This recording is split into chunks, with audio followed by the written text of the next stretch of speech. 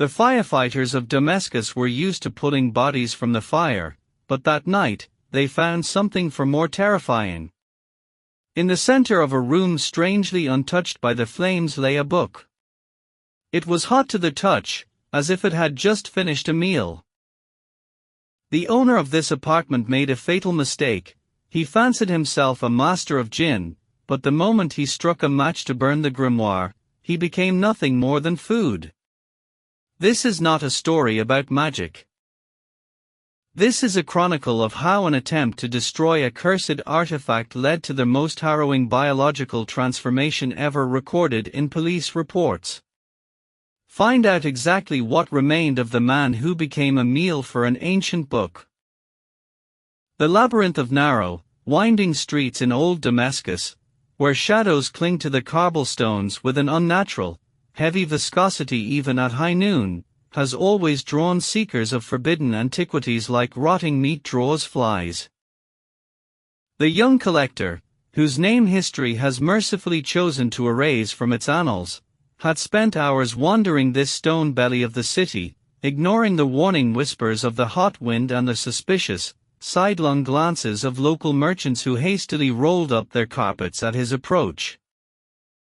The heat was oppressive, a physical weight pressing down from a white-hot sky, and the air was thick with the dust of millennia mingled with the scent of spices that barely masked the cloying, sweet stench of open sores, yet he was driven forward by a singular, feverish obsession, the thirst to find that which does not exist in official catalogues or museum registries. He was hunting for a shop that existed only in the drunken, terrified ramblings of tomb robbers, a place that reputedly revealed itself only to those willing to pay a price far steeper than the contents of their coin purses. When he finally stumbled upon the nondescript wooden door, almost calcified into the wall of an ancient mosque and shrouded behind a heavy, moth-eaten velvet curtain, he was greeted not by the bustle of the bazaar, but by a silence so profound and absolute that it made his ears ring with the pressure of a deep ocean dive. Inside the shop, a perpetual twilight reigned, broken only by thin, sickly beams of sunlight piercing through gaps in the rotting roof, illuminating myriads of dust motes dancing in the stagnant air like microscopic ghosts. The shelves groaned under their weight of bizarre artifacts, tarnished silver that seemed to absorb light rather than reflect it, cracked ceramic vessels sealed with black wax, and daggers with hilts carved from the bone of unidentifiable beasts. Yet, the collector's gaze, guided by an invisible, malignant thread, was drawn instantly to the farthest, darkest corner of the room, where a solitary tome lay upon a rickety table coated in grey dust. The moment his fingertips grazed the binding, he snatched his hand back in a reflex of primal revulsion, for he did not feel the cool, dry touch of old leather, but a shocking, moist warmth, as if he had laid his hand upon the belly of a living creature suffering from a high fever. The material of the cover was alarmingly soft, distinctively porous, and any anatomist would have sickened to recognize it as human skin, expertly cured yet retaining a horrifying elasticity across the centuries. There was no title embossed in gold or inked in black upon the cover, but the entire surface was scarred with a labyrinthine geometric pattern, a dizzying array of intersecting lines and impossible angles that made the eyes water and the stomach churn merely by looking at it. These were the forbidden diagrams characteristic of the Shams-ul-Mar, Arif, the son of Gnosis, a book whose very mention caused pious theologians to pale and mutter prayers of protection. The collector felt his heart hammering against his ribs, suffocating his breath, for lying before him was not merely a copy, but an original manuscript, perhaps transcribed by the trembling hand of a mad disciple of Old Bunny himself. He seized the book, pressing it against his chest, and at that precise moment, the shop owner emerged from the back room, a hunched, withered old man whose face resembled a dried apple, with a left eye entirely obscured by a thick, milky white cataract that looked like a boiled egg. Upon seeing what the visitor clutched in his arms, the old man froze, and his single seeing eye widened with a look of raw, animalistic terror. He did not attempt to haggle, nor did he praise the quality of his wares as was the custom in the eastern markets. Instead, he began to scramble backward, his hands raised in a desperate, warding gesture, as if the book were a radioactive isotope. When the collector reached into his tunic to produce a heavy pouch of gold dinars and took a step forward, the old man let out a strangled, gurgling gasp and shook his head violently, refusing to touch the money as if the coins themselves were coated in plague. With a trembling, bony finger, he pointed to the dusty table, silently screaming for the payment to be left there, and then, muttering surahs to repel the shaitan, he bolted into the darkness of the storage room, desiring only that the accursed object leave his premises forever. The collector, intoxicated by his unbelievable fortune and blindly ignoring the shopkeeper's erratic behavior, tossed the coins onto the table and rushed out into the street, clutching the book like the world's greatest treasure. He did not notice how the shadows in the corners of the shop seemed to thicken for a split second, detaching themselves from the walls and silently sliding across the threshold to follow him, merging with his own shadow, which now stretched unnaturally long and black across the sun-drenched pavement. As the heavy steel bolt slid home, severing the collector from the bustling streets of Damascus, the silence within the apartment did not merely fall, it thickened, coagulating into a viscous, heavy substance that felt less like air and more like transparent resin.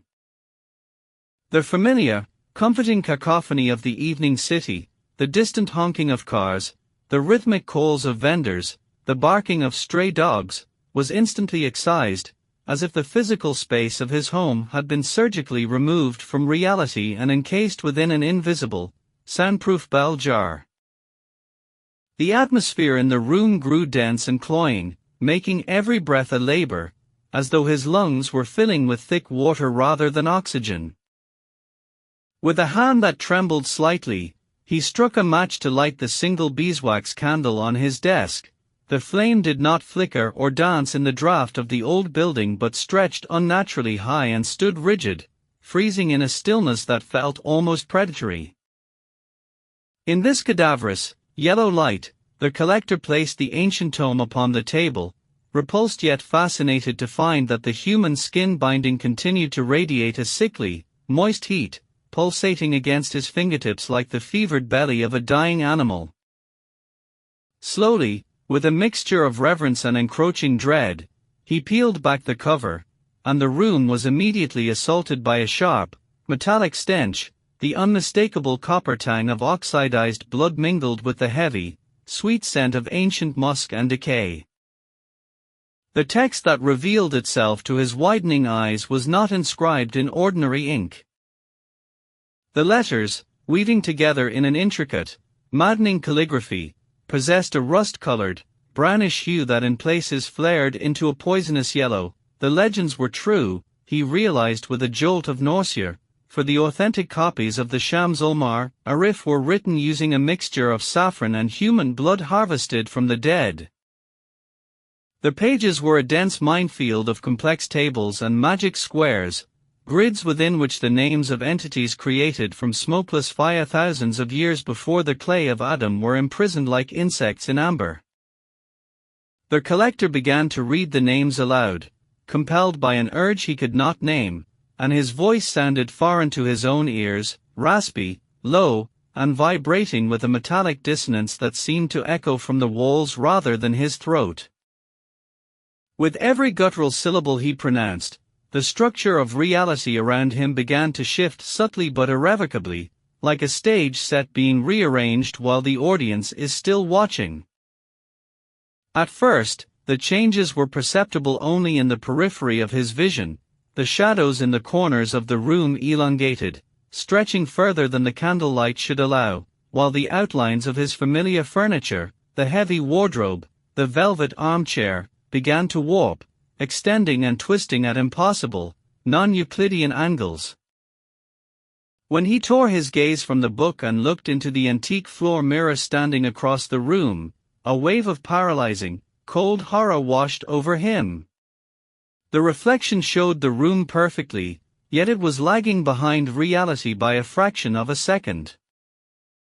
He watched, breath hitched in his throat, as his doppelganger in the glass blinked a moment after he did, a tiny temporal fracture that induced a violent vertigo and a sense of primal wrongness.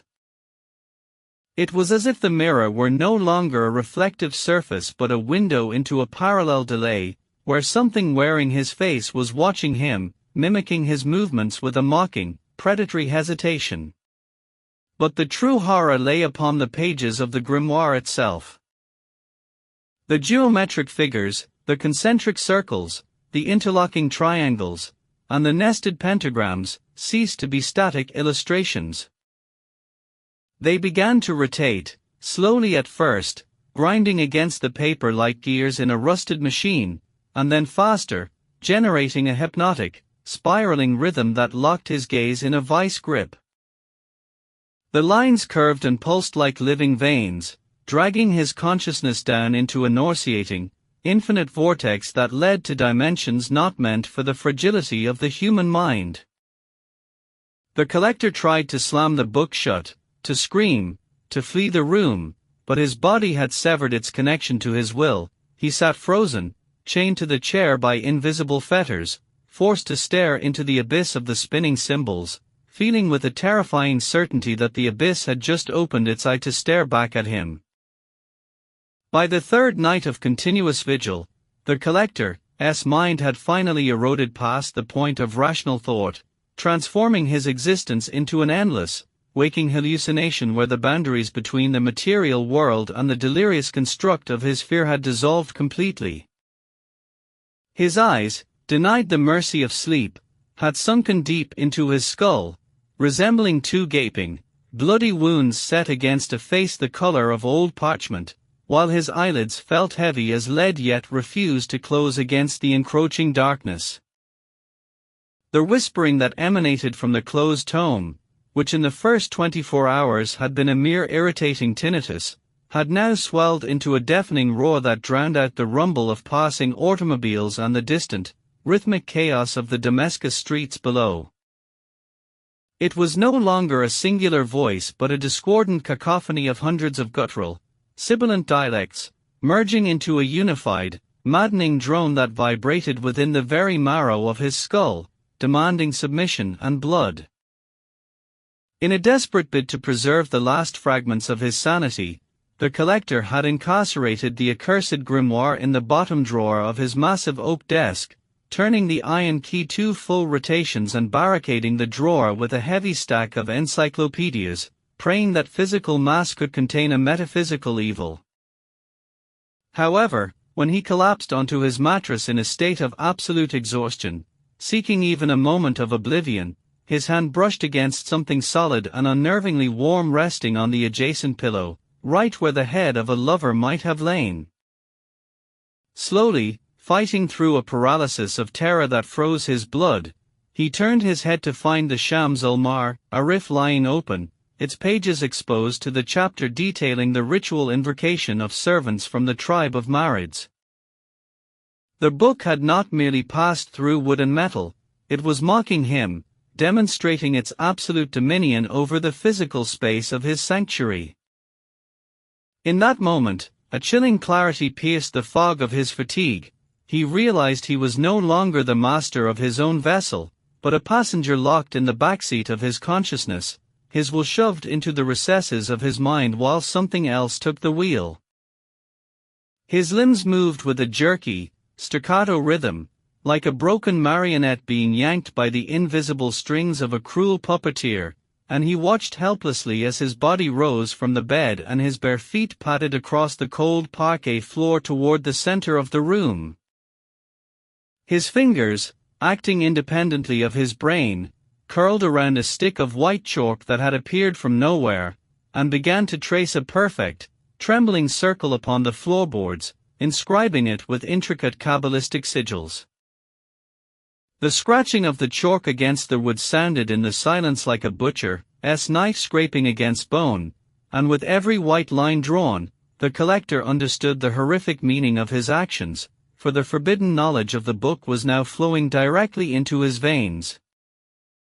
A wave of nausea crashed over him as he deciphered the symbols his own hand was drawing.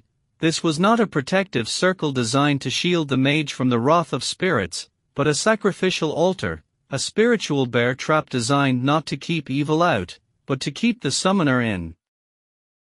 He was constructing his own prison, voluntarily offering himself as a vessel for something ancient and ravenous.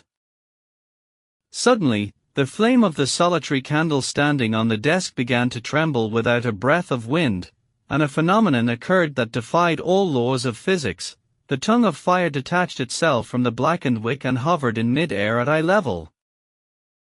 Slowly, pulsating with a rhythmic beat, the globule of fire began to transform, elongating and shifting from yellow to a deep, blood-red crimson, until it took the distinct shape of a gigantic, unblinking eye with a vertical slit pupil like that of a viper, staring directly into the collector's soul with an expression of infinite, predatory malice. Reality did not merely fracture, it began to disintegrate with the wet, sickening sound of tearing meat, peeling back the thin veneer of matter to expose the pulsating, raw underbelly of the world usually hidden from human sight. The floating eye of fire, hovering in the stagnant air, was merely the herald, the first spark of an infernal conflagration that was now consuming the very logic of physical space around the wretched madman. Suddenly, the corners of the room, which had previously harbored only benign shadows, retched forth nightmare guests, tall, colossal figures woven from semi-transparent gloom and heat haze rose against the walls, their heads scraping the plaster of the ceiling. They possessed no faces, only smooth, obsidian-like surfaces where features should have been, yet the collector felt the crushing weight of their gaze on every square inch of his skin, as if the abyss itself were inspecting him. These were the sentinels of the unseen, the silent witnesses to his damnation, standing motionless not out of passivity, but with the terrifying patience of predators watching a trap spring shut. Their presence charged the air with a static electricity so potent that the hair on his arms stood rigid, and the taste of ozone and copper filled his mouth, sharp and biting like a battery terminal. In a panic-stricken attempt to salvage his immortal soul, the collector tried to unclench his jaw, which was locked in a rictus of terror, and scream out the sacred words of prayer, the verses known to incinerate Shayatan and drive back the encroaching dark. But his own body committed a supreme act of treason. Instead of the holy lines of the Koran, his larynx, seized by an invisible, clawed hand, began to convulse and expel alien, non-human sounds, a guttural clicking and hissing that formed the forgotten names of the 7 ancient Djinn kings. Each blasphemous name he uttered vibrated with a low, sub-bass hum within his chest cavity, acting like a sledgehammer against the fragile glass that separated the dimensions. The apartment could not withstand this resonance, the walls began to bleed. The floral wallpaper bubbled and burst like diseased skin, weeping a thick, black ichor that smelled of sulfur, advanced decomposition, and the stale air of tombs sealed for thousands of years. This living rot slid slowly down the walls, pulsating in perfect synchronization with his frantic heartbeat, and where the slime touched the floorboards, the wood hissed and smoked as if eaten by strong acid. The floor beneath the collector's feet ceased to be a solid foundation and instantly transmuted into a treacherous, shifting substance. It was no longer wood, but the scorching, dry sand of an endless desert. He felt the parquet vanish, replaced by grains of silica hot enough to blister skin, and his legs sank to the ankles, then to the knees, into the burning dunes that sucked at him with the greed of a starving beast. The room filled with a suffocating, oven-like heat, as if he had been teleported into the heart of the Rub-ul-Khali at high noon, and a phantom wind, carrying the abrasive grit of the wasteland, whipped against his face with invisible lashes. Struggling against the quicksand of his own bedroom, a horrifying clarity pierced his delirium. revealing the true nature of the book lying open before him. The Shams-ul-Ma'arif had never been a textbook for magic or a manual for controlling spirits. It was a complex, parasitic circuit board that required a living biological processor, a human soul and body, to complete the connection. He was not a sorcerer commanding the elements. He was merely the key that had foolishly turned itself in the lock, breaking the seal placed by Prophet Solomon thousands of years ago. The Djinn had not come to serve him. He, through his arrogance and stupidity, had demolished the prison that had held them for eons, and now that the walls of his reality were collapsing, he understood with freezing certainty that he would be the first meal for entities that had hungered for freedom since the dawn of creation. In a fit of final, animalistic despair, when the fragile boundary between sanity and total madness had been irrevocably erased, the collector seized upon the only resolution that offered an escape from this labyrinth of horror: annihilation. If he had indeed become the living key to the gates of hell, then that key must be melted down, even if the castle burned along with it. Fighting against the monstrous drag of the shifting sands that his parquet floor had become, he clawed his way toward the antique cabinet where he stored his restoration solvents, his breath coming in ragged, sobbing gasps. Every movement was a battle against physics, as if he were wading through the crushing pressure of the deep ocean floor, while the invisible entities lining the walls watched his agony with a dispassionate, icy curiosity, making no move to intervene, as if they had read the script of this tragedy centuries ago. With hands trembling violently and slick with sweat and grime, he unscrewed the cap of a canister containing refined lamp oil and began to frantically douse the room, the expensive Persian rugs, the polished antique furniture, and, most crucially, the accursed tome lying in the center of the room like the pulsating heart of this nightmare. The sharp, acrid stench of the fuel momentarily overpowered the nauseating smell of sulfur and ancient decay, offering a phantom promise of purification through fire. When the first spark from his shaking match struck the oil-soaked fabric, the room did not merely catch fire, it erupted into a roaring, unnatural inferno, but this was a flame born of a different reality. The fire did not burn with a hungry orange glow but roared with a blinding, cobalt-blue intensity, bordering on violet, resembling the cold luminescence of ionized gas or the heart of a dying star. It ravenously consumed the velvet curtains and turned the mahogany furniture into grey ash within seconds, yet when the tongues of this mystical conflagration licked at the pages of the Shams-ul-Ma'arif, they recoiled like living creatures afraid of being burned. The book lay in the epicenter of the firestorm absolutely unscathed.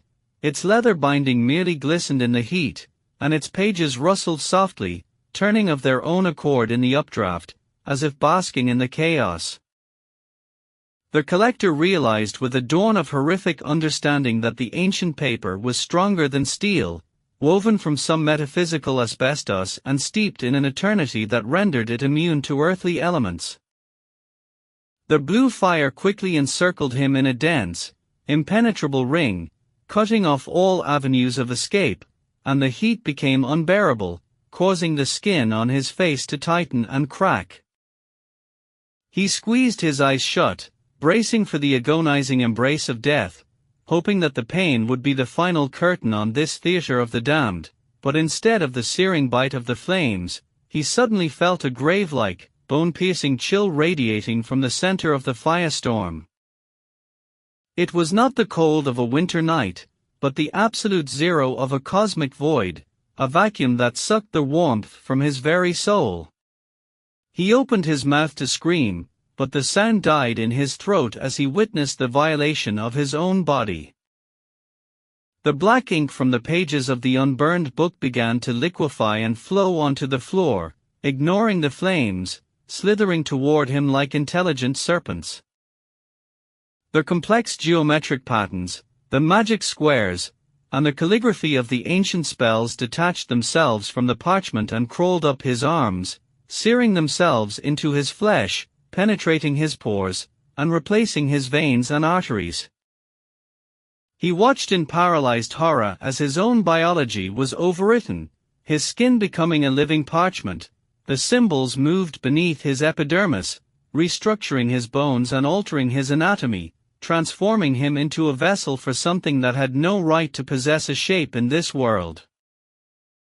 The pain was not physical but ontological.